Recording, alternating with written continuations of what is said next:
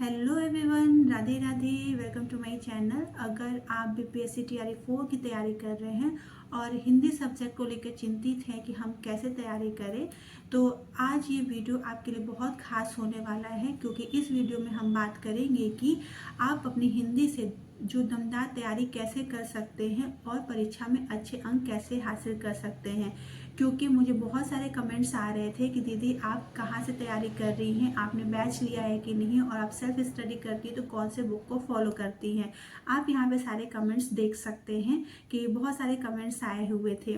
तो फिर मैंने सोचा कि मैं आप लोगों को भी एक वीडियो बना दूँ कि जो बहुत सारे जो कमेंट आ रहे हैं मैं सबका अलग अलग रिप्लाई दे रही थी।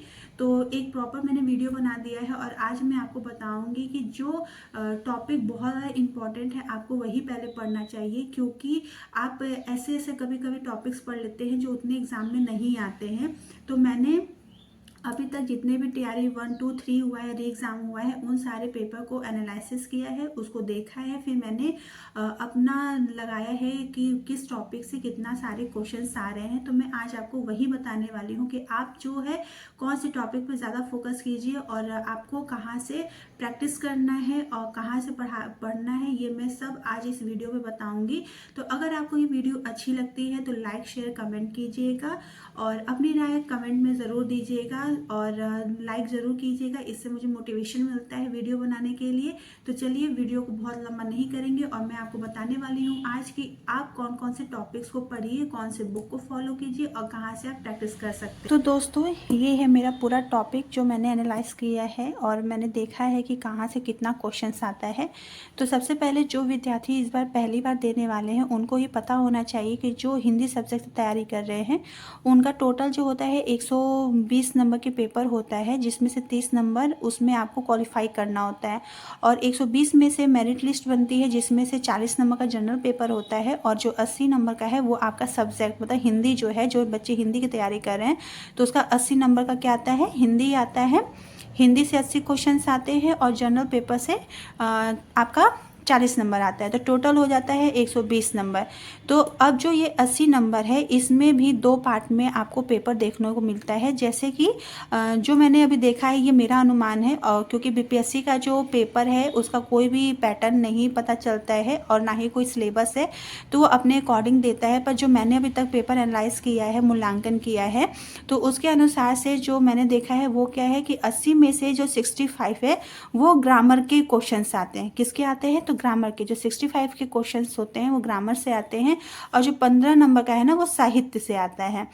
तो ये साहित्य के 15 नंबर के हो गए और 65 हो गया ग्रामर से, तो ये टोटल हो जाता है 80 नंबर। तो 80 नंबर आपका पूरा यहीं से मिलता है। अब यहाँ देख सकते हैं कि जो ग्रामर का पार्ट है बहुत ज़्यादा हैवी है अकॉर्डिंग टू साहित्य, पर आप इस 15 नंबर को छोड़ नहीं सकते हैं, आपको इसकी भी तैयारी करनी होगी। इस टॉपिक पे मैं आपको बाद में वीडियो बनाऊंगी, पर आज मैं इस टॉपिक को मैं कवर करूंगी क्योंकि इस टॉपिक से ज़्यादा आपको क्वेश्चंस देखने को मिलते हैं। तो चलिए अब हम देखेंगे जो 65 है वो कहाँ कहाँ से आता है। तो जो पहला टॉपिक है वो क्या है, यहाँ पे देख सकते हैं, वो है पहला संधि। संधि से 4 क्वेश्चंस आते हैं। अब संधि में आपको पूरा मतलब परिभाषा, कितने भाग होते हैं, कौन सा क्या होता है, स्वर संधि क्या होता है, विसर्ग संधि क्या होता है, आपको वो पढ़ना होगा। तो संधि से 4 क्वेश्चंस आते हैं, समास से 5 क्वेश्चंस आते हैं, वाक्य से 4 आते हैं, अनुवाद से 2 आते हैं। अनुवाद मीन्स जैसे कि आपको कोई एक वर्ड दे देगा इंग्लिश में, फिर उसका हिंदी पूछेगा कि इसको हिंदी में क्या बोलते हैं, तो 2 क्वेश्चन इससे आते हैं।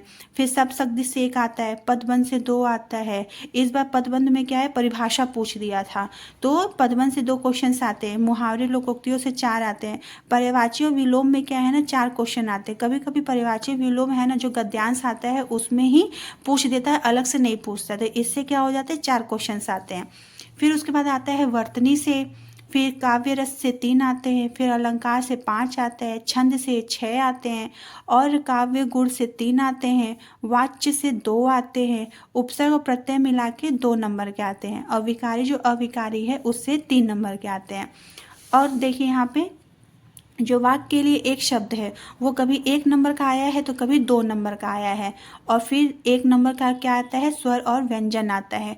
तो ये जो टॉपिक है ये पूरा हो गया 53 नंबर का। जब आप इसको ऐड करेंगे तो ये हो जाता है 53। अब ये जो 12 नंबर है ये आता है अपठित गद्यांश। जो अपठित गद्यांश होता है उससे आता है। तो हर पेपर में 5-5 क्वेश्चंस होते हैं, नहीं तो 4-4 क्वेश्चन है। तो ये टोटल हमारा हो जाता है क्या, 65 हो जाता है।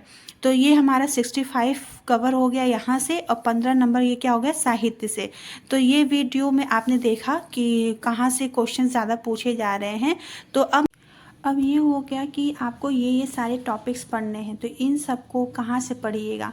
तो इसके लिए आपको सबसे पहले पढ़ना है आधुनिक हिंदी व्याकरण और रचनाएं। जब आप इस पुस्तक की पढ़ेंगे, जिसके लेखक क्या हैं, वासुदेवानंद प्रसाद हैं, तो इसमें सारे टॉपिक्स कवर किए गए हैं। और जब आप ये बुक पहले पढ़ लेंगे उसके बाद आपको प्रैक्टिस करना होगा। तो आप प्रैक्टिस कीजिएगा आदित्य पब्लिकेशन से, जो संपूर्ण हिंदी व्याकरण है। इसमें जितने भी अभी तक एग्ज़ाम हुए हैं सारे आपको PYQ क्वेश्चंस देखने को मिलेंगे।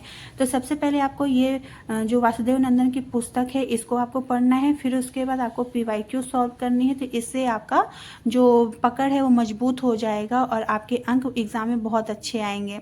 और जो साहित्य के लिए मैं भी बता दूं, कुछ बच्चे पूछ रहे हैं कि साहित्य के लिए कहाँ से पढ़ें, तो उसको उन लोगों को ये फॉलो करना होगा, हिंदी भाषा एवं साहित्य का वस्तुनिष्ठ इतिहास।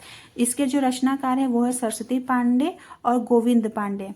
तो ये इनकी पुस्तक है जिसमें शॉर्ट नोट्स टाइप का है, आपको 1 लाइनर मिल जाएगा, आपको सारा याद करना पड़ेगा। तो आप इस बुक को पहले पढ़ लीजिए, फिर उसके बाद प्रैक्टिस करने के लिए यूथ कंपटीशन की जो बुक आती है जिसमें 100 पेपर है, अभी तक जितने पेपर हुए हैं आपको यहाँ पे सारे के सारे क्वेश्चंस देखने को मिलेंगे।